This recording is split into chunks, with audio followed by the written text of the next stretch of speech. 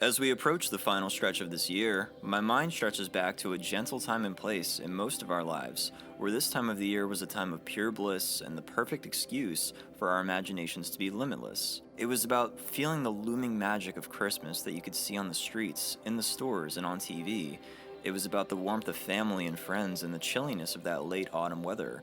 And last but not least, it was about a strong desire for something to enter our lives that would take us on an amazing adventure. For many of us, that adventure was in the fantastic form of a virtual playground, and getting there was pretty easy.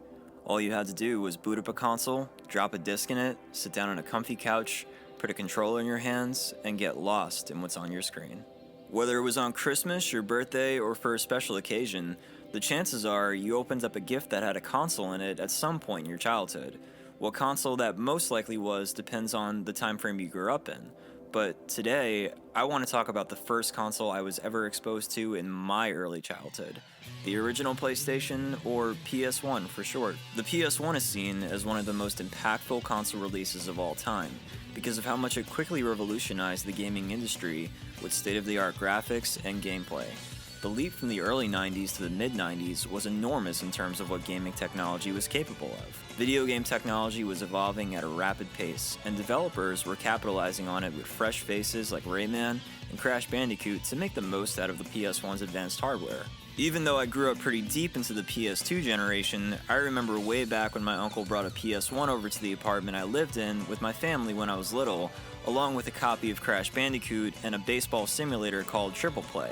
Being a child who was more drawn to a world of imagination, the cartoonish appeal of Crash Bandicoot intrigued me a lot more than the baseball game, so as you can imagine, that was the game I opted to play, which was a very wise decision to make. This led to my discovery of 3D platformers, which instantly became my favorite genre of games to play, and they still are till this day. In fact, I would go on to become a huge fan of the Crash Bandicoot series and beg my mom to order the games for me on Amazon as rewards for my good grades in elementary school. But if I had to choose which set of games stuck out to me the most on PS1, nothing really tops Spyro the Dragon's trilogy, and I don't think there's a more perfect example than that of a series which truly defined the console. I was so inspired by the magical atmosphere and visuals. Between your options at the time of Sega's Dreamcast, Nintendo 64, and Sony's PlayStation, I found PlayStation gamers to be fairly neutral in terms of the attitude of the consumers who chose this system over its competitors. It was the hot new fascinating console that I feel bridged the gap between Team Sega and Team Nintendo. Maybe you bought in for PlayStation's own exclusive mascots like Crash and Spyro, or maybe it was the hype and status of owning the popular new hyped-up console that was the first of its own soon-to-be legacy. And if you did, you gained access to what grew to be an extensive and versatile library of games that suits every interest, whether you were in it for the exclusives, the fighting games and sports games, or the games available on all consoles that you've chosen to experience through PlayStation. This was the exciting next-gen experience that felt brand new as opposed to Sega and Nintendo's third console rivalry, once again relying on their mascots Sonic and Mario, this time selling you on the experience of being able to play as either character in three-dimensional games for the first time, unlike Crash and Spyro, who were born in the third dimension. And personally, anytime I'm tempted to cop a Nintendo 64 or a Dreamcast, it is only ever to gain access to those Mario and Sonic games.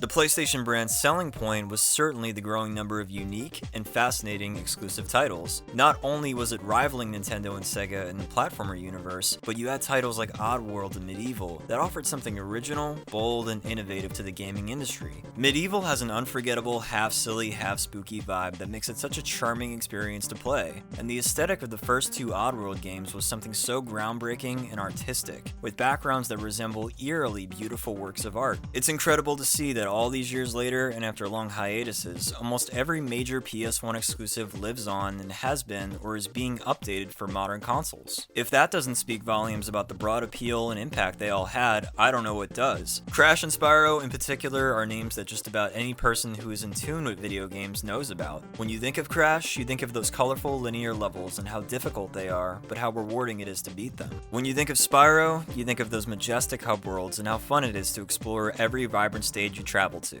Top it all off with that perfectly fitting and atmospheric soundtrack, and it's no wonder why we feel so much nostalgia. It's my belief that a console is only as good as the games you can play on it, and in that sense, the PlayStation 1 did exactly what it was supposed to. It was a tool to access a plethora of amazing games that have gone down in history as some of the greatest games you could ever get your hands on. Not only that, but it led to the creation of more consoles in the PlayStation brand that act as sequels to the last, and every new iteration has something just as incredible to offer in terms of its powerful hardware and the games made from it.